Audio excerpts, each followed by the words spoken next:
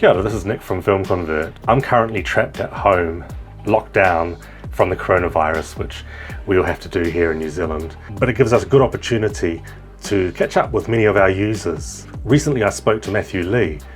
Matthew is a filmmaker based in Vancouver in Canada.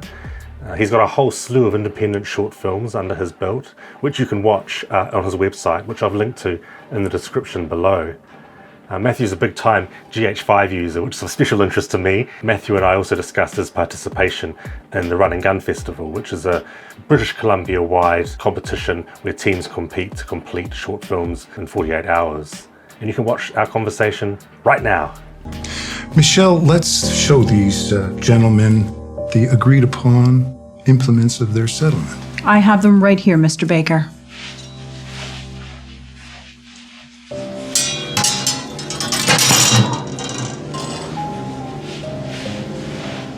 Is it all to your liking? Yes. I saw that you did this 48-hour. There's a 48-hour. It's like British Columbia kind of wide film competition. And how was that? What was the experience like with that? It's the first time I've ever done a 48-hour film competition, like an organized one. I've knocked out a short film in that kind of time before, but just due to an approaching deadline I want to take advantage of. But what I loved about that 48-hour film competition is it forces you to make something. Because it's so often as a filmmaker, it's like, well, I love to make a movie. I just got to get just the right idea and just find just the right people to be at it on the location. And it'll take me 3 months to finally make up my mind and get all that stuff together. But when it's like, oh, no, you're shooting in 2 weeks' time and you have 48 hours to start and then wrap it up. And there's going to be 99 other people doing it. It's highly motivating. It just makes you, forgive me, but just drop all the bullshit and just go ahead and make something. So your one's called a gentleman's agreement. Yes, that's right.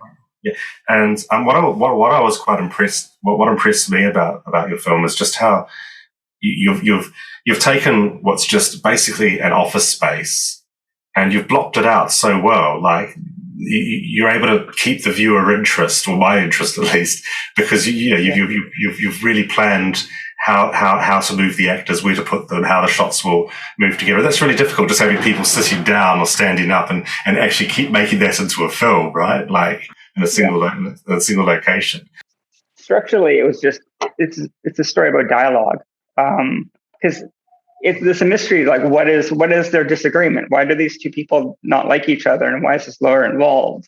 And he's talking in a semi version of legalese, and the kind of layers of the story get revealed very slowly until finally the swords are drawn, so to speak. And it's like, oh, I understand kind of that their disagreement doesn't matter, but the resolution of it is going to be the thing where one of them is going to die as a result of it.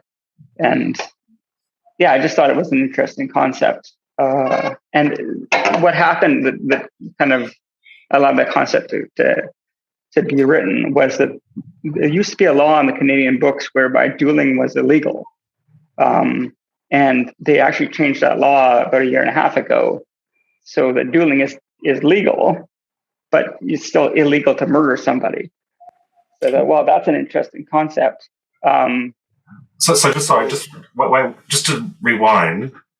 So someone went to Parliament and decided that dueling needs to be legalized? Like what? No, there was a bunch of really old, weird laws in the Canadian books, and the dueling law was one of them. There was also a law that said you can't have comic books featuring murder mysteries or detectives or something like that. And they took that law off the books too, because that didn't make any sense anymore.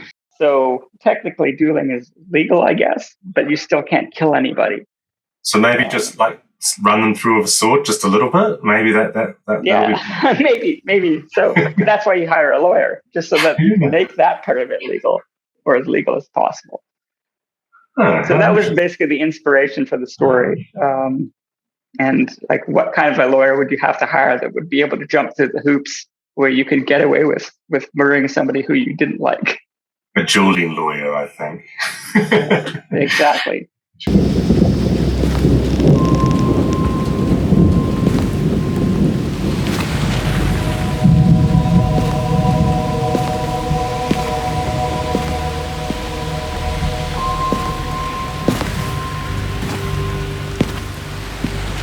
Because you can get onto YouTube, and if you're self-taught, you find yourself quite kind of, it's all trial and error when you're actually going to shoot yourself. And yeah. So how do you sort of manage that without getting too stressed out over details?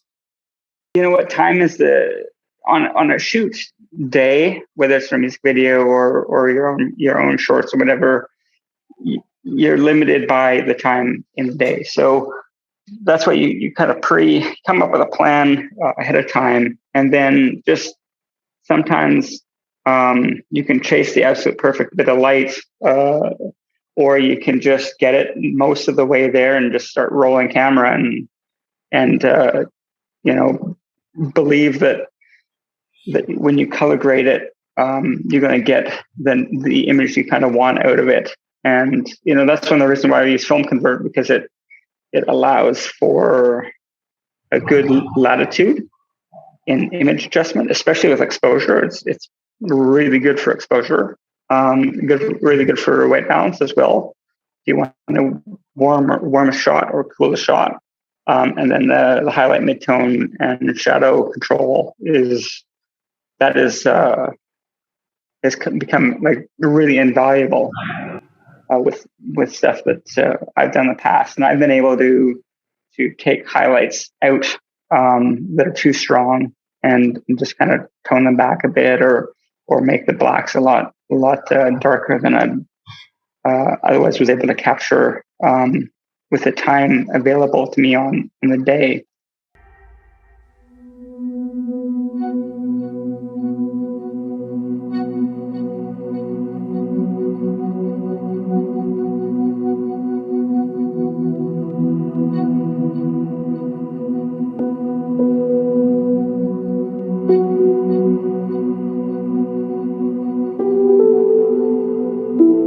We're talking about the Panasonic GH5, which has become a bit of a stalwart for single shooters, and you're sort of trying to punch above the weight, with it, and you're making this.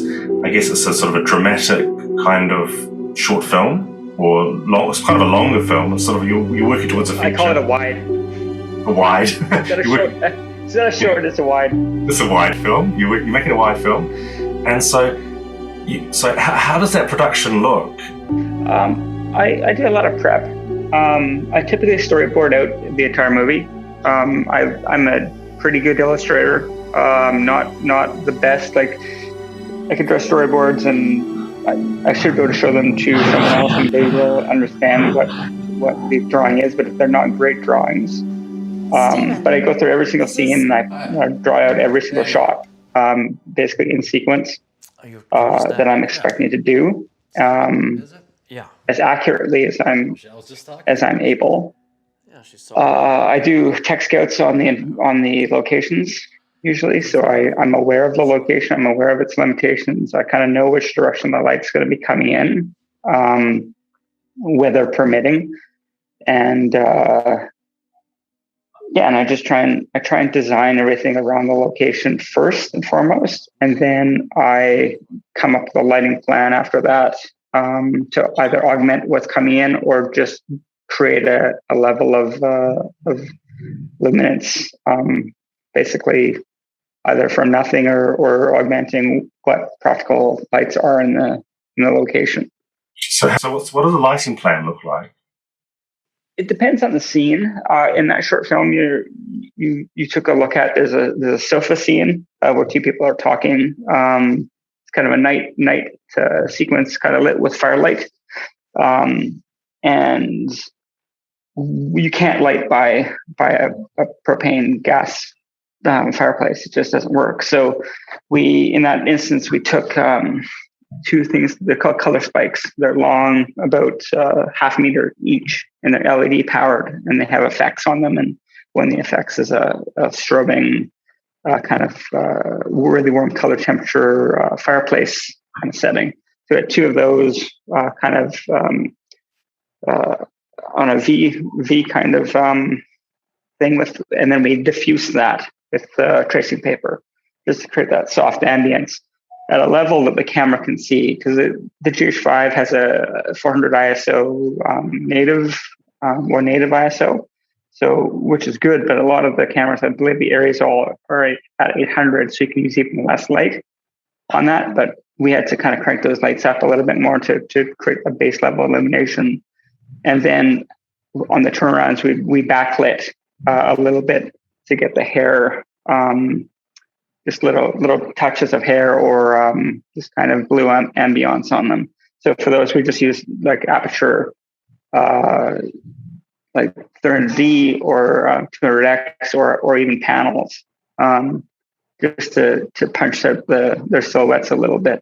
So it's totally circumstantial how the lighting is done. Completely depends on the scene and the kind of mood we're going for. Often in daylight stuff, we use the big aperture 300D and with the light dome, and we diffuse it as much as we possibly can to make it as soft as possible, and just try and get the most filmic looking roll off going that way. So it's a learning process as well. This stuff we do, and it's sometimes it works great and sometimes it doesn't, but learn from your mistakes and keep looking online, look at YouTube tutorials, try and create the best image you can with the tools you have and with the knowledge that you have at the moment.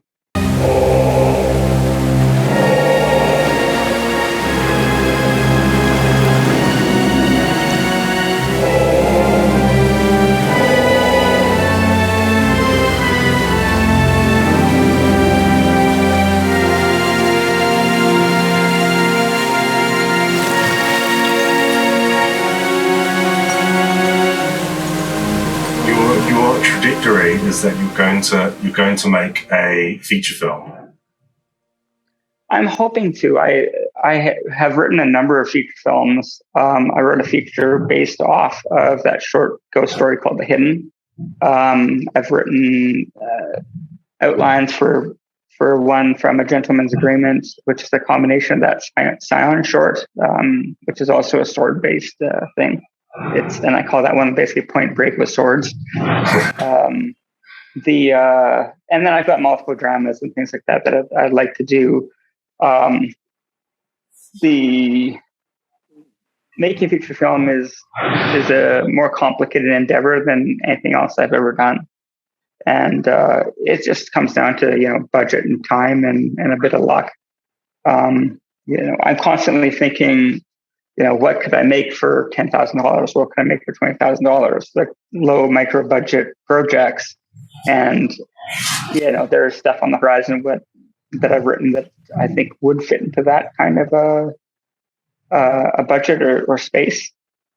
But, sometimes, this one takes place in the winter and this one takes place in the summer, and can I get the location for that? And it's just little hurdles you have to get over to put yourself in the position where you can actually get the money, get the time, get the talent, and go ahead and do it.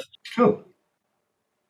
I've got to get back to work, so. Okay. Well, great meeting you, Nick. Likewise. Looking forward to seeing what you do with this. Cool. I love the product. Oh, thank you. I look forward to seeing what you're doing next. Yeah, so do I. Whatever that is.